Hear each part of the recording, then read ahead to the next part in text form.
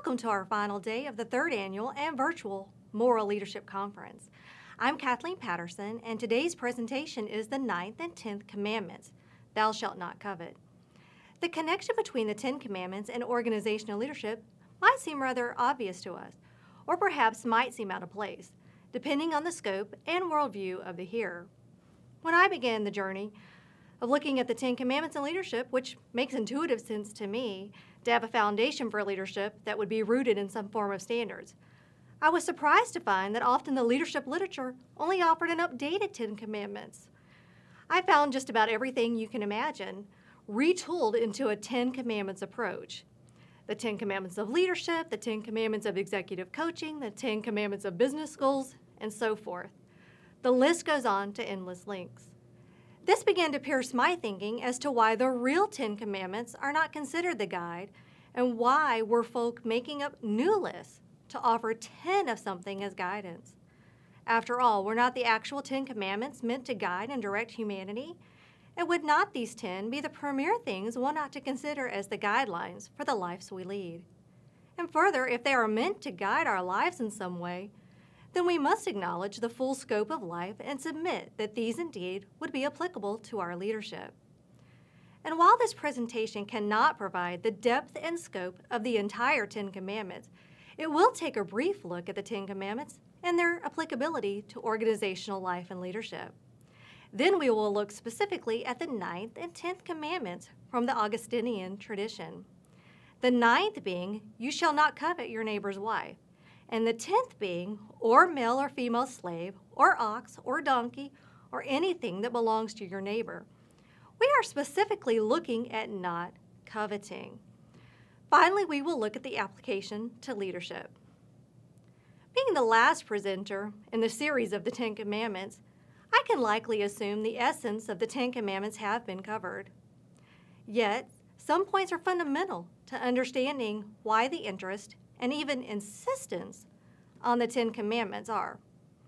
They provide the moral foundation for individuals and groups, as well as serve as a guide for personal and even our business conduct.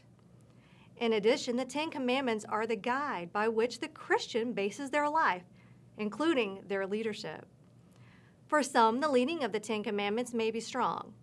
Others may choose to not have the leading of the 10 Commandments with such strength, and instead decide that they should play a less significant role. The societal role comes into play here, with more knowledge and industrial-based societies observing the 10 Commandments with a bit more selectiveness. Yet it is undeniable that the 10 Commandments provide a moral foundation for any society and in any leadership, and most would agree that society at large is somewhat lacking in the idea of morality. According to Alley, Camp, and Gibbs, all organizations are influenced by religious sentiments, and this influences the life of our organizational reality. For good or worse, religion plays a significant role in clarifying and understanding power and authority. The 10 Commandments provide benchmarks for a good, moral life, even to those who may not agree with the biblical foundation. Though most of us would agree that the ideas of murder, adultery, lying are just not good things to do. And while maybe not as seemingly horrific as, say, murder, coveting is indeed horrific. It has been said that coveting, of all the 7 deadly sins, is the oddest one, and that it brings no pleasure along with it. In fact, it's often considered self-abuse. Coveting or envying only brings us pain, and is often considered the root of other sins or other ills. Thou shalt not covet. We now look at the 9th and 10th Commandment from the Augustinian tradition, the 9th being, you shall not covet your neighbor's wife, and the 10th being, or male or female slave, or ox or donkey, or anything that belongs to your neighbor. We are specifically looking at not coveting, or thou shalt not covet. The word covet is synonymous with envy, invidia, jealousy. It's a named sin of the 7 deadly sins. And this presentation uses these words fairly interchangeably, while noting that there are finer distinctions that exist beyond the scope of this presentation. And while some of the sins might be considered a wee bit more acceptable in today's age, scholars do tell us that of the 7 deadly sins, only envy and anger still retain some edge of wickedness. We can clearly see that these are not only bad in the eyes of God, but they're bad for us. Coveting or envy is desiring something that belongs to another, something that we lack, making the covetous person the have-not. The covetous person wants, with desperation at times, the thing or things that another has. This wanting can even become desirous. It is to be noted that the thing desired can be possessions or persons, which is consistent with both the 9th and the 10th commandments, not coveting your neighbor's wife nor his possessions. De Young offers the oddity of covetousness, and that coveting is comparing ourselves to another, leaving no room for love. In fact, covetousness or envy is considered the opposite of love altogether. When we covet, we are participating in non-love for our neighbor, ourselves, and mostly towards our God. Jesus in Matthew 22 deduced the entire law into love God and love others. This is in direct alignment with our commandments, as most are aware that the first section of the commandments are consistent with loving God, and the second section of the 10 Commandments are consistent with loving others. If we truly love God and love others, we cannot participate in envy or coveting. They just cannot exist together. Envy and covetousness distort this love of God and others at the most basic level of value and self-worth, choosing to be bound. When we embrace the love of God and the love of others, we embrace freedom for ourselves, to be all that God would have us to be, to love others, to encourage them in their journey. Love in this way is freedom, just as covetousness is bondage. There are some outgrowths of this bondage when we covet. Covetousness is sometimes called the secret vice, and that we can hide it within ourselves as we compare ourselves to others. Unfortunately, this comparison can leave us feeling unhappiness and even grief. Cook shows that the life of envy negates into 3 favorite words. These are, why not me? He reminds us that it was Socrates who, when talking of envy, stated that it was the ulcer of the soul, offering us nothing but pain. We are robbed of the idea that God has given us everything that we need for a full and fulfilling life. According to Epstein, coveting asks the question to God, why does he have it and not I? Leading to competitiveness, unfairness, a sense of grudgingness, and even injustice. Another ill that accompanies coveting is resentment, which is a mental attitude whereby we degrade what we cannot have, leaving us feeling embittered and suffering. Indeed, a poisonous quality. Coveting can also cause us to embrace snobbery, a backhanded way of dealing with the lack that we feel we deserve that resides in others. Coveting causes us to see something and want it. We deserve it. We need it. It's right that it should belong to us. But unfortunately, this can become obsessive, robbing us of the dignity in humankind, and even robbing us sometimes of our own dignity. And while robbing ourselves of this dignity in humankind can be detrimental, it is never as dangerous as when wielded in the life of the leader. One of the more interesting things about coveting and leadership is that it can reside within us despite the good things that we have. We can be in good positions and good organizations and be surrounded by good people, but still desire or covet or envy those around us. The oddity of this is that it is a lie, indeed a lie that does not care and seeks to kill the inner soul of man. It, coveting and envy, tells us to look at those around us and desire their life and to see our life as worthless. The research on covetousness and leadership is lacking, and mostly we see the idea of envy, and therefore these terms are used interchangeably to include that research. The research actually suggests that the emotion most likely to stem from leadership is that of envy.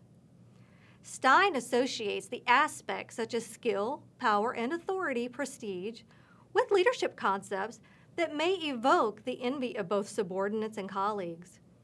Envy may also be stirred up in the leader's family, friends, and colleagues outside of the organization.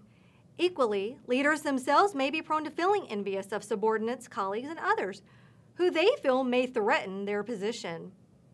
The idea of leadership and covetousness are connected at many levels, as we can covet our peers, colleagues, followers, and even our own leaders. In addition, we might even introduce moments for others to covet us.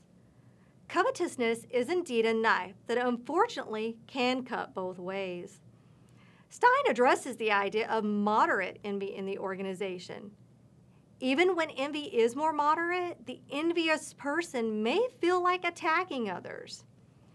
This may not be visible or known to others, but nevertheless presents a considerable potential threat if events move in the wrong direction. Can you imagine that feelings of envy or covetousness that would lead to attack? It sounds improbable in the organization or with a leader, right? Well, unfortunately, attack is not too strong a word to use. And while the likelihood of a physical attack may be low, yet not improbable, the likelihood of other forms of attack are fairly the norm, as most of us have felt the pressure from a leader, a co-worker, or even a subordinate. Someone talking about us behind our back, or backstabbing us, or even sabotaging our work. And of course, we might be the ones doing these kinds of things. I know we would not like to think about it, but research does show that mostly feelings of covetousness and envy may reside in our subconscious, and we can engage in such behaviors without much deliberation or even thought on the matter. Think of the harm that we might be producing upon someone else, the pain that we might actually be causing. It may seem like a small thing to talk about someone, yet the shoe feels very different if we are the ones wearing it and walking in it. I like what C.S. Lewis writes in Mere Christianity when he says good and evil both increase at compound interest. He goes on to talk about how the little decisions we make each and every day matter greatly. The little things grow into big things. Covetousness and envy causes us to reject the good life that God has given us and obsess over what God has given to another. It causes us to be distracted in both heart and mind by the very day in front of us, and not to be able to appreciate the day by rejecting the good that God has given us. It can also cause us to overlook the good in others every day that we as leaders have the unique opportunity for. According to Stein, who links envy and coveting with the narcissistic leader, the leader who is covetous of the follower is unlikely to be able to enjoy that person's talents, skills, or success, and is therefore unlikely to even have the capacity to encourage or promote their development.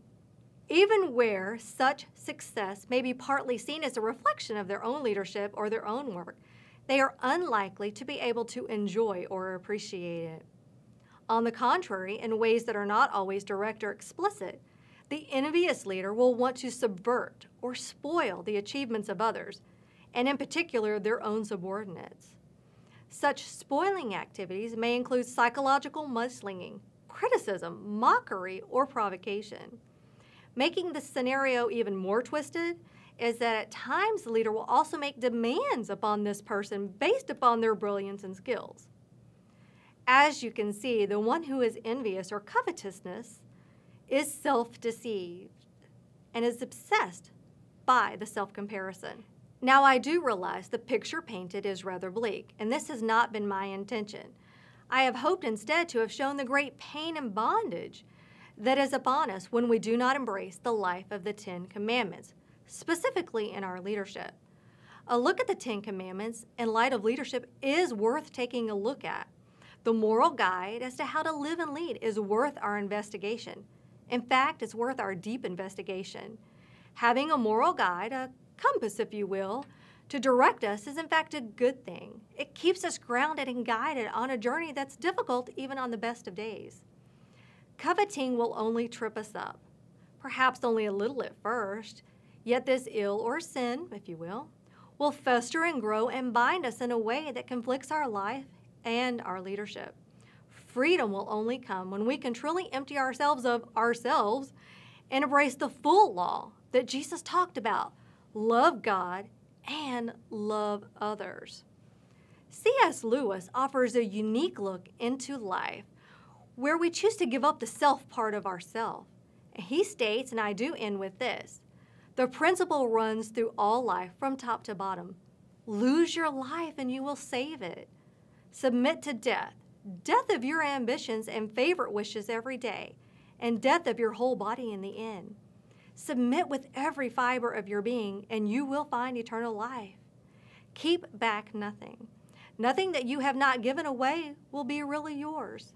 Nothing in you that has not died will ever be raised from the dead. Look for yourself, and you will find in the long run only hatred, loneliness, despair, rage, ruin, and decay. But look for Christ, and you will find him, and with him, everything else thrown in.